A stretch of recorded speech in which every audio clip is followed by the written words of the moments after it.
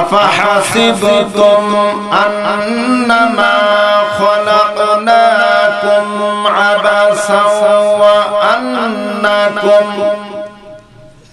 ওয়া আন্নাকুম ইলাইনা লা তুরজাউন।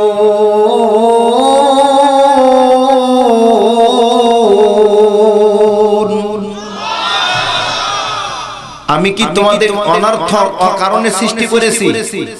কে বলছেন? আল্লাহ বলতেছেন, আমি কি তোমাদের অনর্থক অকারণে সৃষ্টি করেছি? তোমরা খালি বিড়ি খাবে আর সময় পার করবে, তোমরা পানের সাথে জর্দা খাবে আর সময় পার করবে, পানের সাথে চুন খাবে আর সময় পার করবে, নামাজ ছাড়া তোমরা সময় পার করবে, তোমরা সুদ খাবে আর ঘুষ খাবে আর সময় পার করবে। এই কারণে কি আমি তোমাদের সৃষ্টি করেছি? কথা বলেন, আল্লাহ কি আমাদের এই কারণে সৃষ্টি করেছেন? এই কারণে সৃষ্টি করেন নাই। ইলাইনা লা তুরজাউন।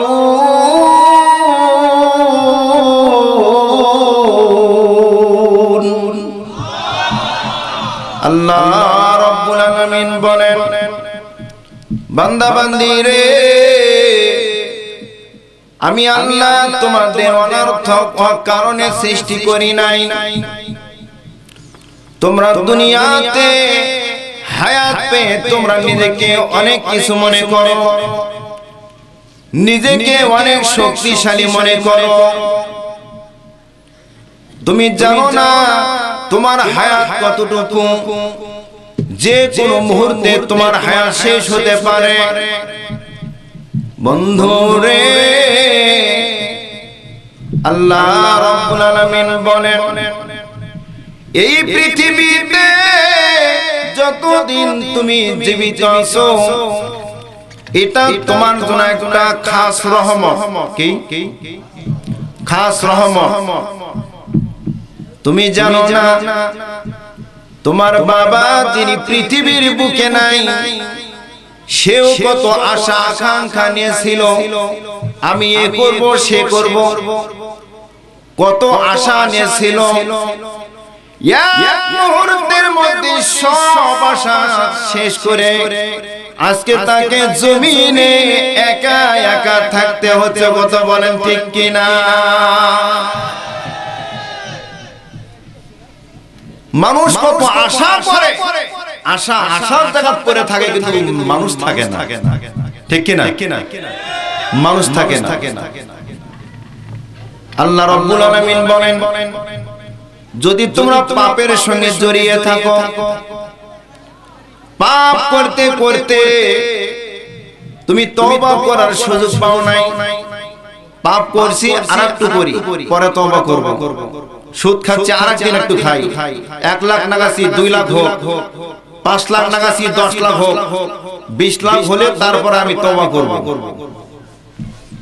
আল্লাহ বলেন, বান্দা বান্দিরে, জারহুম ইয়াকুলু ইয়াতামাত্তাউ ওয়া ইলাইহিমুল আমালু ফাসাওফা ইয়ালামুন।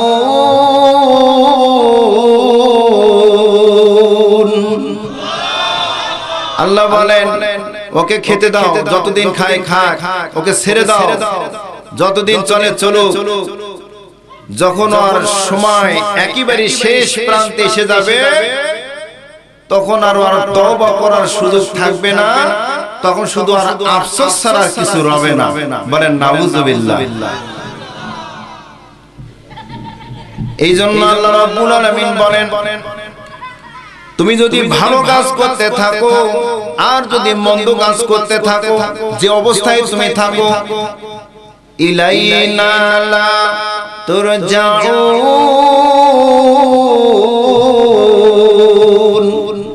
ওই অবস্থায় তোমাকে আমার কাছে ফিরে আসতে হবে। কার কাছে ফিরে যেতে হবে? আল্লাহর কাছে ফিরে যেতে হবে। আল্লাহর ভয় যার ভিতর থাকবে সে কখনো নামাজ নষ্ট করবে না। করবে? আল্লাহর নবী বলেন, পৃথিবীর মানুষ সব থেকে বেশি ক্ষতিগ্রস্ত হলো, সব থেকে বেশি ক্ষতিগ্রস্ত সব থেকে একটা পাপের কারণে, তারা জাহান্নামী হবে, নাউজুবিল্লাহ। সেটি হলো অলসতা। অলস অলস যার ভিতর আছে, এই ব্যক্তি এই অলসের কারণে সে জাহান্নামী হবে। কি কারণে জাহান্নামী হবে? অলস। যেমন শীতের দিন ফজরে আযান দিচ্ছে মুয়াজ্জিন, আসসালাতু খায়রুম মিনান নাওম।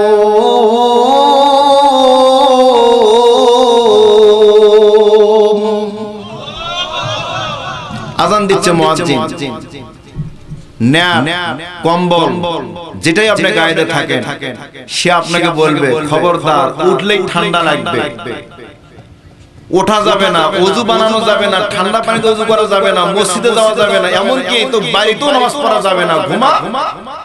যখন সকাল 10টা বাজবে ভদ্র হয়ে একটা ব্রাশ নিয়ে ইমরান ঠেলা উমরা ফেলা, ঠিক কি না?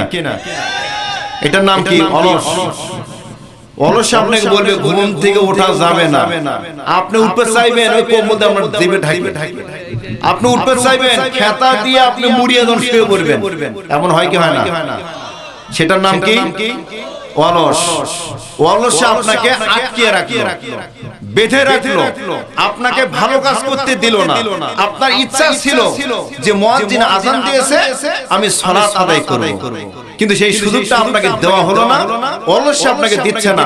আপনার ইচ্ছা ছিল আমি পায়ে হেঁটে হেঁটে মসজিদে গিয়ে জামাতের সঙ্গে আমি সালাত আদায় করব, কিন্তু অলসে বলল না, তোমাকে যাওয়া যাবে না, তুমি গেলে আমি যে তোমার কাছে হার মেনে যাব। কথা বলেন ঠিক কি না? এই যে অলস, এই অলসের কারণে মানুষ জাহান্নামে যাবে, অন্য কোনো পাপে তার এত শাস্তি হবে না। কথা কি বুঝতে পারছেন? তার মানে যত প্রকার পাপ আছে সমস্ত পাপের মা হচ্ছে অলস। পাপের মায়ের নাম কি? জোরে বলেন, মনে থাকবে তো আপনাদের? শুধু মনে রাখবেন না, এটা পালন করবেন। অলস কি সাথে রাখবেন না ছুঁড়ে ফেলবেন?